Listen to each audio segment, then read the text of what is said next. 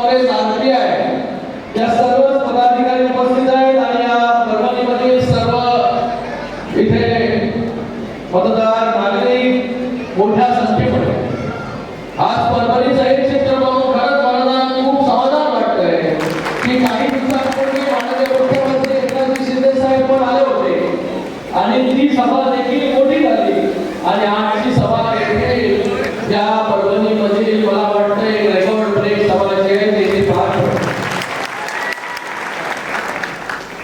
परभणी आपल्या सगळ्यांचा जिव्हाळ्याचा विषय. याच परभणीने सर्वात अगोदर शिवसेनेला धनुष्यबाण देण्याचं काम केलं. शिवसेना धनुष्यबाण आणि परभणी हे समीकरण जे आहे हे कित्येक वर्षापासून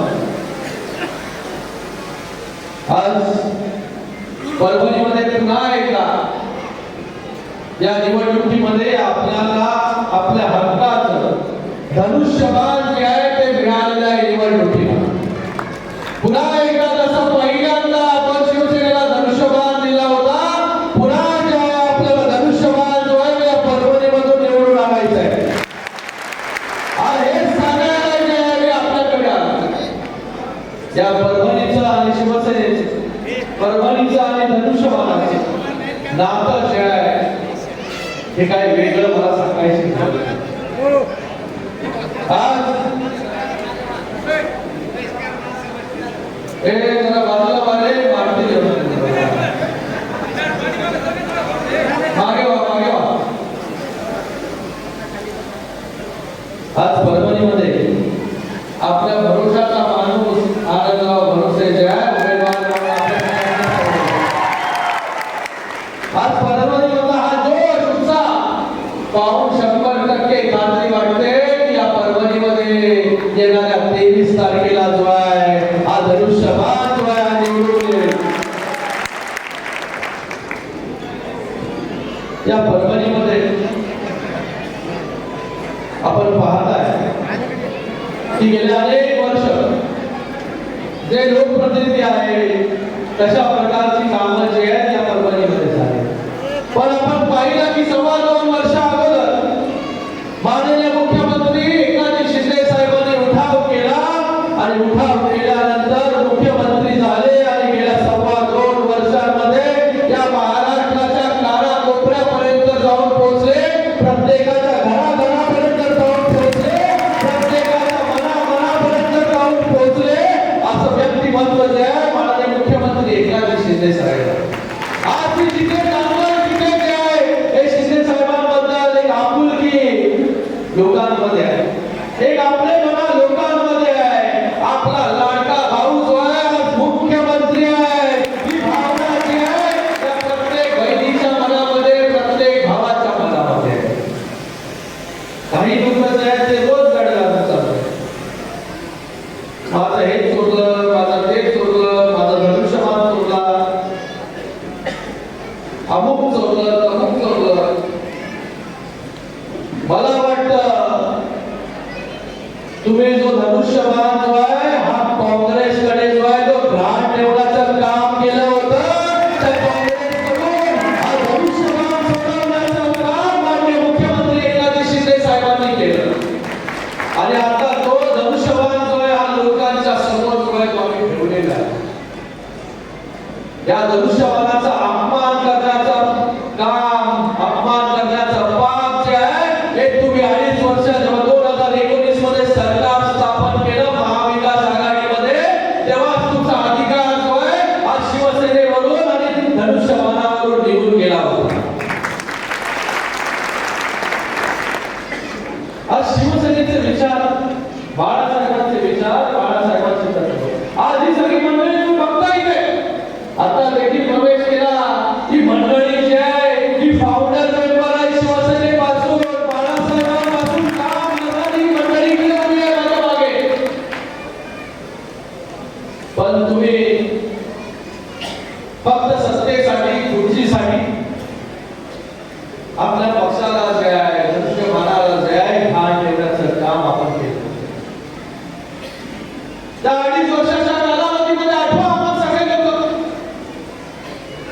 जी काँग्रेस नेहमीच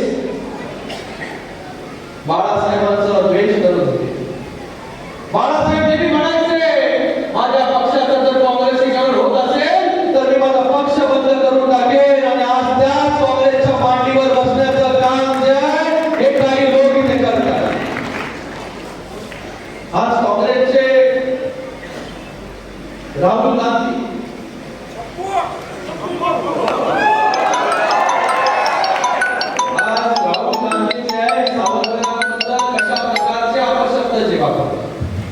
पण आज यांची हिंमत राहिलेली नाही की त्या राहुल गांधीला विचारावं की तू सावरकरांबद्दल असं का बोलतो. फक्त यांना जे आहे ही खुर्ची जी आहे सत्ता समोर दिसते आणि पूर्णपणे आता जी उभाटा आहे ती उभाटा पूर्णपणे काँग्रेसच्या दावणीला जी आहे ती बांधलेली आहे. त्याच्याशिवाय जे त्यांचा आता काही होऊ शकत नाही. परवा आपण बघितलं असेल छत्रपती शिवाजी महाराजांचा स्मृती जी आहे ती राहुल गांधींना देण्याचा प्रयत्न केला. राहुल गांधींनी छत्रपती शिवाजी महाराजांकडे पाहिलं आणि लगेच तोंड जे आहे ते एका साईडला वळवलं. हात देखील मूर्तीला लावला नाही. एवढा अपमान जो आहे हा महाराष्ट्राचा आणि महाराजांचा जो आहे हे काँग्रेसवाले करतात. पण त्याच्यावरती देखील एक चकार शब्द काढायची जी आहे ती यांची हिंमत राहिलेली नाही. कारण की लोकसभेमध्ये आपण पाहिलं की खरी शिवसेना ही कोणाबरोबर आहे, खरे शिवसैनिक कोणाबरोबर आहे, शिवसेनेचा मतदार कोणाबरोबर आहे ते नेहमी लोकांना यायला वाटतं की सहानुभूती जी आहे त्यांना लोकसभेची निवडणूक आपण लढलो. लोकसभेच्या निवडणुकीमध्ये 13 जागा समोरासमोर लढलो. त्याच्यातून 7 जागा आपण जिंकलो, 6 जागा ते जिंकले. 2 लाख मतं आपल्याला जास्त मिळाली आणि यांना जी मतं मिळाली ती कोणाकडे मिळाली. कोणाचं वोट बँक ते ट्रान्सफर झालं. हे काँग्रेसचं वोट बँक ते ट्रान्सफर झालं. म्हणून जे काही जागा निवडून आल्या नाहीतर तेवढ्या जागा आपण निवडून आल्या नसता. पण आता विधानसभेला लोक हुशार झाले. विधानसभेला जे आहे ती तुमची जागा जी आहे ही लोक तुम्हाला दाखवून देतील. आता 23 तारखेला आज काही लोकांनी शिवसेनेचा रंग बदलण्याचं काम त्यांच्या मिरवणुका तुम्ही पाहिल्या असतील. पाहिलं ना लोकसभेमध्ये काय होतं त्या मिरवणुकीमध्ये. अशा प्रकारे त्या लोकसभेमध्ये हिरवे झेंडे जे आहे नाचवण्याचं काम जे केलं. पाकिस्तानचे झेंडे यांच्या मिरवणुकीमध्ये होते. हे बाळासाहेबांनी जर बघितलं असतं तर त्यांना किती वेदना ज्या आहेत त्या झाल्या असत्या. आपण सगळ्यांना सगळ्या जातीला धर्माला एकत्र घेऊन जाण्याचं काम करतो. पण इथे हिंदुत्व सोडून जे आहे बाळासाहेबांना जे कधी मान्य नव्हतं ते यांनी करण्याचं काम जे आहे गेल्या 2.5 वर्षांमध्ये फक्त आणि फक्त सत्तेसाठी. आज काही मतांसाठी यांच्या भरोसे साहेब लोकसभेमध्ये मुंबईचे बॉम्बस्फोट हल्ल्यामधील आरोपी इक्बाल मुसा यांच्या प्रचार फेरीमध्ये होता. का? कारण की यांना मतदान मिळायला पाहिजे. त्याचबरोबर दहशतवादी याकूब मेमनच्या कबलीचं उदारीकरण करण्याचं काम पण जे आहे ते ह्या लोकांनी केलं. त्याची लाज कशी वाटत नाही. हे करायच्या अगोदर बाळासाहेबांबद्दल थोडा विचार केला असता तर हे करण्या अगोदर 10 वेळा तुम्ही विचार केला असता. आज अशा प्रकारचं काम जे आहे ते यांच्या माध्यमाने जे आहे ते सुरू फक्त आणि फक्त मतांसाठी लाचारी जी आहे ती आपण पाहत आहे की कशा प्रकारे लाचार होऊन काँग्रेस बरोबर पाठीला पाठी लावून बसताय. काँग्रेसचे पट्टे गळ्यामध्ये घालताय. आणि काय झालं जेव्हा 2019 मध्ये भारतीय जनता पार्टी आणि शिवसेना एकत्र लढली तेव्हा शिवसेनेला जे आहे 130 जागा जे आहे ते लढत होती. आणि आता काँग्रेस बरोबर गेल्यानंतर सगळा अभिमान स्वाभिमान जो आहे मिळताय आणि आपण जे हे भारतीय जनता पार्टी बरोबर 90 जागेवरती आज या ठिकाणी लढतो. आज आपण महायुतीमध्ये असताना शिवसेना, भारतीय जनता पार्टी आणि राष्ट्रवादी आज ज्या प्रकारे आपल्याला यश लोकसभेमध्ये मिळालं, ज्या प्रकारे माननीय मुख्यमंत्री एकनाथ शिंदे साहेब काम करतायत, आज माननीय मुख्यमंत्री एकनाथ शिंदे साहेब दिवस रात्र एक करतात. आपल्या सगळ्यांसाठी वेगवेगळ्या योजना ज्या आहेत ते घेऊन आणण्याचं काम ते करतायत. आज लाडक्या बहिणी इकडे बसलेले आहेत. आज लाडक्या बहिणींसाठी पण योजना आणली. लाडक्या बहिणींच्या अकाउंटमध्ये आले की नाही पैसे? किती लाडक्या बहिणींच्या अकाउंटमध्ये इथे पैसे आले? हात वर करा. तिथे मागे मुस्लिम महिला देखील बसलेल्या आहेत, त्यांचे हात देखील वर आहेत, कारण की त्यांना देखील लाभ लाडक्या बहीण योजनेतून मिळाला आहे. पण लोकसभेमध्ये काही लोकांनी अपप्रचार केला की मुस्लिम समाजाला घाबरवण्याचा प्रयत्न, त्याचबरोबर बौद्ध समाजाला घाबरवण्याचा प्रयत्न केला की आरक्षण खात्याने आरक्षण जे आहे ते काढलं जाईल, आरक्षण जे आहे आरक्षणातून या सगळ्या लोकांना वगळलं जाईल. पण असं काय झालं का लोकसभेनंतर? लोकसभेनंतर चांगल्या चांगल्या योजना ज्या आहेत प्रत्येक समाजासाठी त्या आणल्या आणि लाडकी बहीण योजना आणल्यानंतर त्यांनी पाहिलं नाही की बाबा ही योजना जी आहे ती फक्त हिंदूंसाठी आहे का, ही योजना फक्त मुस्लिम समाजासाठी आहे का, ही योजना फक्त बौद्ध समाजासाठी आहे का, योजना ख्रिश्चन समाजासाठी आहे. इथे जेवढे समाज असले तेवढ्या सगळ्यांसाठी आपली योजना जी आहे ती आपण राबवली. लाडकी बहीण योजना राबवली. बघितलं नाही आपण की योजना फक्त जी आहे ती पर्टिक्युलर एका समिष्ट विशिष्ट जातीसाठी जाते, धर्मासाठी जाते. धर्मामध्ये पेट निर्माण करण्याचं काम जे काही लोकांनी लोकसभेमध्ये केलं, पण आता विधानसभेमध्ये मला वाटतं आपण सगळ्यांनी गेल्या 2.25 वर्षांमध्ये ज्या प्रकारे काम या महाराष्ट्रामध्ये झालं, माननीय मुख्यमंत्री एकनाथ शिंदे साहेब असतील, उपमुख्यमंत्री देवेंद्र फडणवीस असतील किंवा अजितदादा असतील, हे तिघांनी मिळून जे आहे हे सरकार पुढे जातंय, महाराष्ट्र पुढे जातोय. आज शेतकरी देखील मोठ्या संख्येमध्ये उपस्थित आहेत. शेतकऱ्यांना 1 रुपयामध्ये पीक विमा देण्याचं काम जे आहे ते आपल्या सरकारने केलं. या शेतकऱ्यांमध्ये केंद्राकडून 6,000 रुपये मिळत होते, ते 6,000 रुपयामध्ये राज्याचे 6,000 रुपये देण्याचं काम पण आपल्या सरकारने केलं. त्याचबरोबर आता 7.5 HP चा वोटर पंप त्याला 0 भेटेल. कधी केलं होतं? कधी कोणी एवढा विचार केला होता का? सोयाबीनला भाव देण्याचं काम देखील 5,000 10,000 रुपये देण्याचं काम इथे आपल्या सरकारने केलं.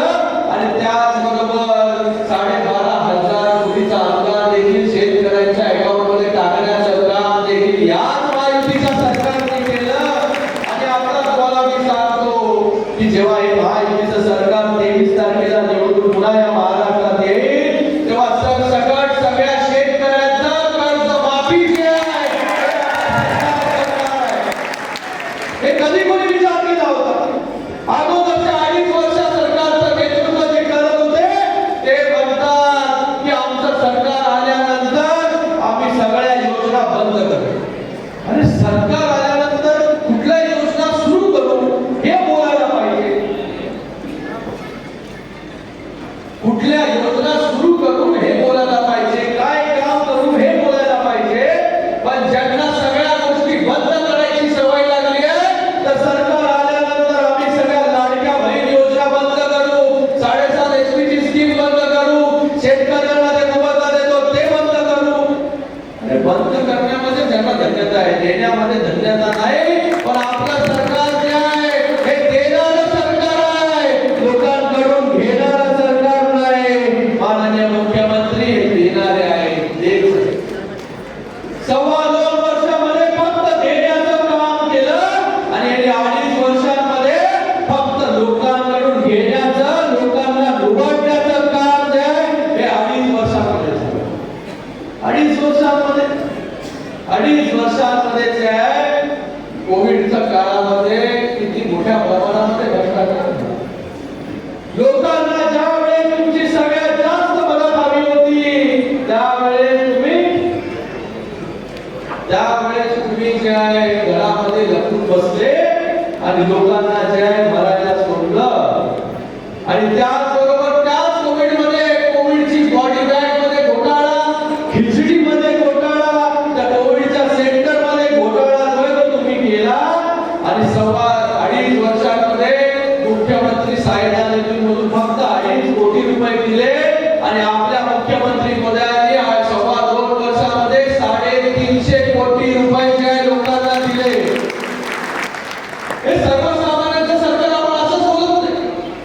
सर्वसामान्यांचं सरकार हे सर्वसामान्यांसाठी काम करत आहे. हे सर्वसामान्यांचे मुख्यमंत्री आहे. सर्वसामान्यांचे ज्ञान, सर्वसामान्यांची जाण असणारं हे सरकार आहे. म्हणून आज मुख्यमंत्री देखील आपल्यातलाच आहे. एक शेतकऱ्याच्या पोटी जन्म घेतलेला, आज रिक्षा चालवून ते आज महाराष्ट्र राज्याचा मुख्यमंत्री झालेला आहे. म्हणून सर्वसामान्यांचे दुःख काय आहे, वेदना काय आहे, कष्ट काय आहे हे माननीय मुख्यमंत्री बोलायला आहे. प्रत्येक कुटुंबापर्यंत योजना घेऊन जाण्यासाठी त्यांनी एक संघ बांधला आणि लाडक्या बहिणींना पण 1500 रुपये दिले. त्याचबरोबर लेक लाडकीला 5000 रुपये दिले जन्माला आल्या. त्याचबरोबर लाडक्या भाऊला जे 6000, 8000, 10000 रुपये द्यायची तयारी केली. त्याचबरोबर वयोश्री योजना आणली, तीर्थदर्शन योजना आणली. त्याचबरोबर 3 गॅस सिलेंडर जे मोफत देण्याचं काम केलं आणि आनंदाचा शिधा देखील मोफत देण्याचं काम आपण करतोय. म्हणजे पूर्ण परिवाराची जबाबदारी जी आहे या पहिल्यांदा या सरकारने, कुठलं सरकार असेल देशामध्ये तर ते महाराष्ट्र सरकार असेल की त्यांनी पूर्ण परिवाराची जी आहे जबाबदारी घेतली. ही परिवाराची जबाबदारी. तर आपल्याला अशा सरकारबरोबर राहायचंय, अशा मुख्यमंत्र्यांबरोबर राहायचंय. गेले 10 वर्ष आपण पाहताय या मतदारसंघामध्ये जेव्हा आपण येतो तेव्हा रस्त्यांमध्ये खड्ड्यांमध्ये रस्ते, कुठली एकही जी आहे चांगली योजना इथे आली नाही. शिंदे साहेब मुख्यमंत्री झाल्यानंतर मेडिकल कॉलेज देण्याचं काम जे आहे आपल्या सरकारने केलं. पण गेले 10 वर्ष ज्या प्रकारे इकडच्या लोकप्रतिनिधींनी काम करायला पाहिजे होतं ते लोकांसाठी नाही केलं. त्यांनी स्वतःसाठी जे आहे ते काम केलं आणि लोकांना जे आहे गैर धरण्याचं काम केलं. कारण की या मतदारसंघातून त्याला माहिती आहे ही शिवसेना जी आहे ही शिवसेना निवडून येणार, धनुष्यबाणच निवडून येणार. पण आता जे आहे 15 गावातून हाकलून दिलं होतं. आता जे आहे त्यांच्या हातात जी आहे ती मशाल आहे. ती मशाल जी आहे लोकांची घरं पेटवणारी मशाल आहे. आणि तुम्हाला मी सांगतो एकट्यामध्ये जे आहे ना जेव्हा चर्चा करतात ते बोलतात की बरं झालं मशाल आहे, धनुष्यबाण नाही, नाहीतर आपल्याला बाकी मतदान जे आहे ते पडलं नसतं. अशी चर्चा देखील जी आहे ते लोक करतात. पण धनुष्यबाण जो आहे बाळासाहेबांनी आपल्याकडे दिला आणि धनुष्यबाण या परभणीमध्ये पुन्हा एका डबलाने जो आहे तो आपल्याला निवडून द्यायचा आहे. आणि भगवा जो आहे ते पुन्हा एकदा या परभणीवरती फटवायचा. कारण की आपण जे बाळासाहेबांचं हिंदुत्व मानणारे लोक, बाळासाहेबांचे विचार जे मानणारे लोक, बाळासाहेबांचे विचार जे आहे ज्यांनी विकले त्याच्या बरोबर जनता जी आहे ही कदापि उभी राहणार नाही.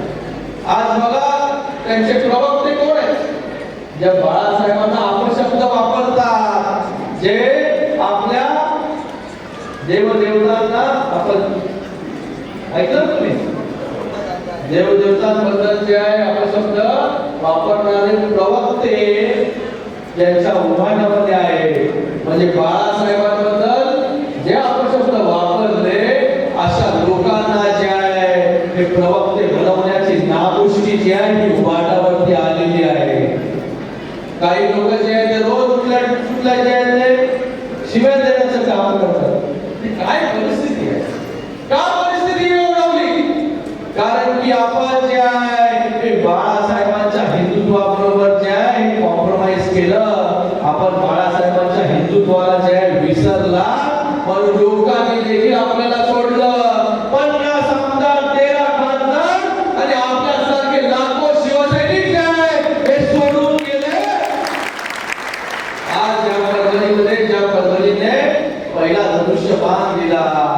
अशा परभणीमध्ये शिवसैनिक देखील जे आहेत हे आपल्या बरोबर माननीय मुख्यमंत्री एकनाथ शिंदे साहेबांबरोबर आणि बाळासाहेबांच्या शिवसेनेबरोबर उभे राहिले. पण यांचे डोळे काय उघडत नाही. यांना अजूनपर्यंत कळत नाही की काय सुरू आहे ते, काय परिस्थिती झाली आहे ती. पण मला तुम्हाला सांगायचं, आज आपल्याला पुन्हा या महाराष्ट्रामध्ये महायुतीचं सरकार, बाळासाहेबांच्या विचाराचं सरकार जे आपल्याला आणायचं असेल तर आपल्याला धनुष्याशिवाय जो आहे हा पर्याय नाही.